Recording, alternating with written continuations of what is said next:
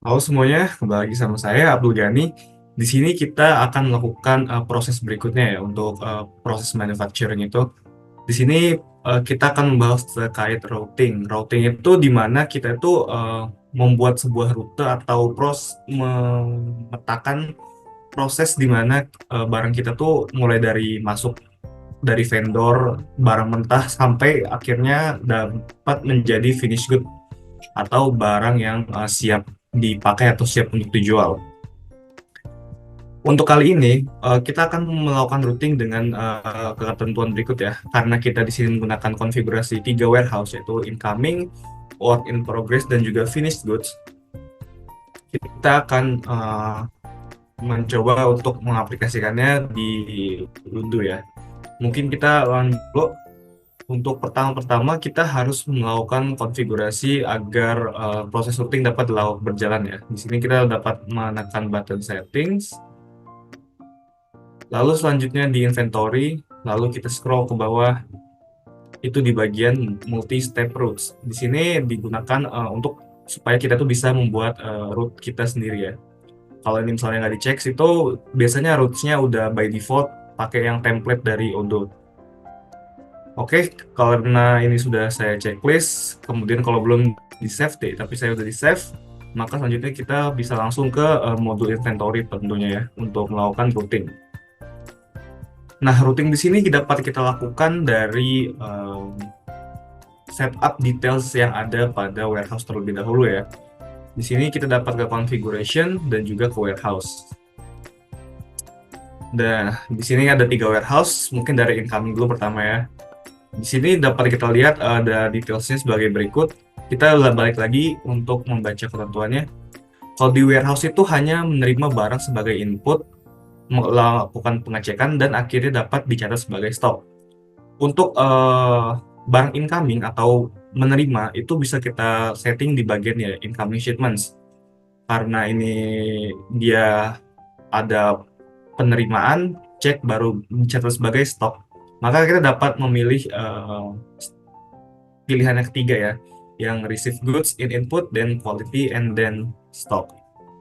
Oke, berikutnya untuk ketentuan berikutnya, untuk pindah ke warehouse lainnya dapat dilakukan secara langsung. Pindah warehouse lain ini maksudnya adalah outgoing dari suatu warehouse. Berarti keluar dari warehouse incoming ini ke incoming ke warehouse lainnya.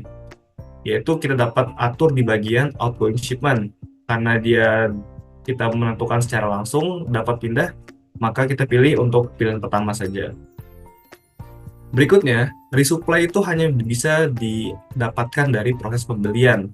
Karena incoming ini termasuk warehouse yang digunakan untuk menyimpan barang-barang mentah ya, yang baru kita beli dari vendor. Maka dari itu kita dapat setting di sini di bagian resupply. Ini kita tidak checklist ya untuk manufacture karena kita cuma bisa membeli untuk resupply dan tidak untuk manufacture untuk resupply. Maka kita hapus checklistnya. Oke, kemudian bisa kita save ya. Itu yang untuk warehouse incoming. Berikutnya untuk yang warehouse WIP atau work in progress. Kita lihat lagi ketentuannya. Dia menerima barang secara langsung dari warehouse lain. Berarti untuk incoming shipments-nya kita bisa yang directly aja. Terus ketentuan berikutnya adalah mengirim barang secara langsung ke warehouse lain juga. Dia menerima secara langsung dan mengirim secara langsung. Berarti tetap dia pakai yang directly ya. Terus yang ketiga, dia resupply dengan cara manufaktur. Nah, berbeda dengan yang warehouse incoming, dia proses resupply-nya itu menggunakan cara manufaktur, di mana dia tuh membuat sendiri. Dan dia tidak membeli dari misalnya dari vendor atau dari stakeholder eksternal lainnya gitu. Jadi ini bisa kita uncheck ya. Dan proses manufaktur melibatkan proses pemilihan barang.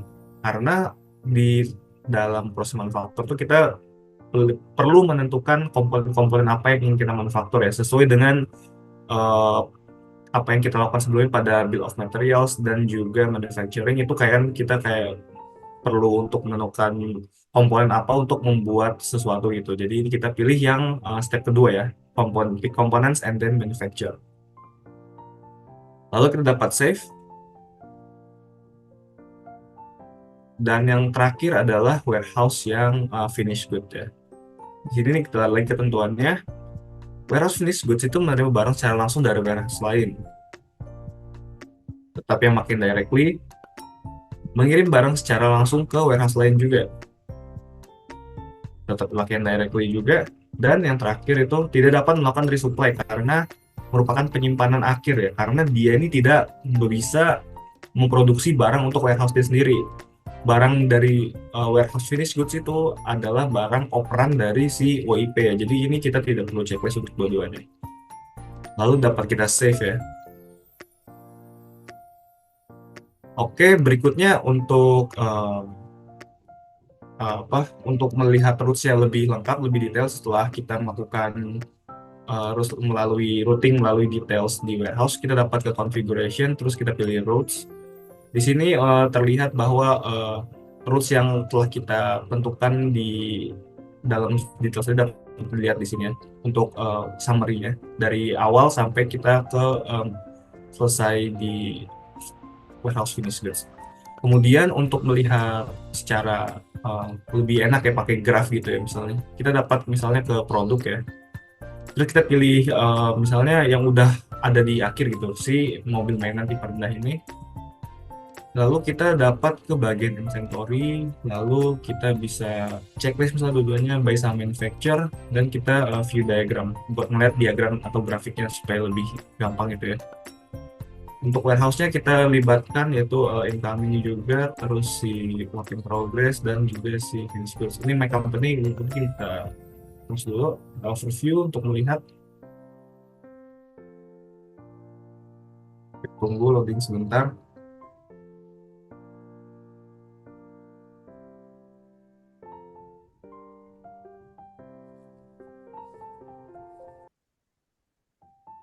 Oke, untuk melihat lalu kita dapat menekan tombol save ya.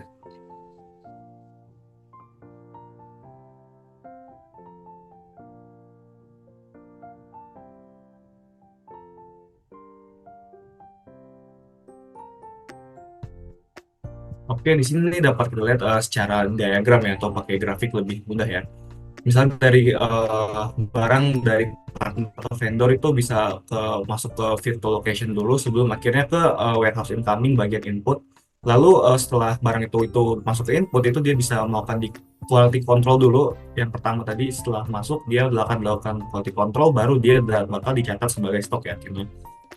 Nah, akhirnya si stok ini jika ingin dipakai di WIP atau work in progress warehouse WIP, dia bisa dikirim secara langsung karena tadi kita pilih directly ya. Terus kita lompat ke sini di WIP juga, tadi dia untuk incoming sama outgoingnya secara langsung. Jadi dia masuk dari WH incomingnya langsung dan keluar dari WIP-nya juga langsung ke stok, dan dia akhirnya ke delivery order untuk yang terakhir ke partner. Oke, mungkin sekian yang dapat saya sampaikan. Terima kasih.